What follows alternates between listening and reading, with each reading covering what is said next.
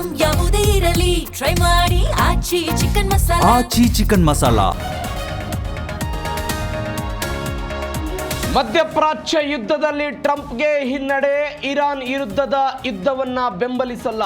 ಅಮೆರಿಕದ ಭಯೋತ್ಪಾದನಾ ನಿಗ್ರಹ ಮುಖ್ಯಸ್ಥ ರಾಜೀನಾಮೆ.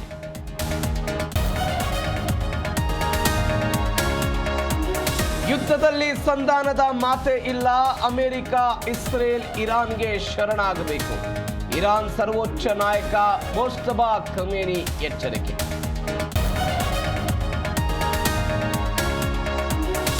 ಬಳ್ಳಾರಿ, ಯಾದಗಿರಿ, ಮಂಡ್ಯದಲ್ಲಿ ಸಿಲಿಂಡರ್ ಟ್ರಬಲ್. ಗ್ಯಾಸ್ ಏಜೆನ್ಸಿ ವಿರುದ್ಧ ಗ್ರಾಹಕರ ಆಕ್ರೋಶ.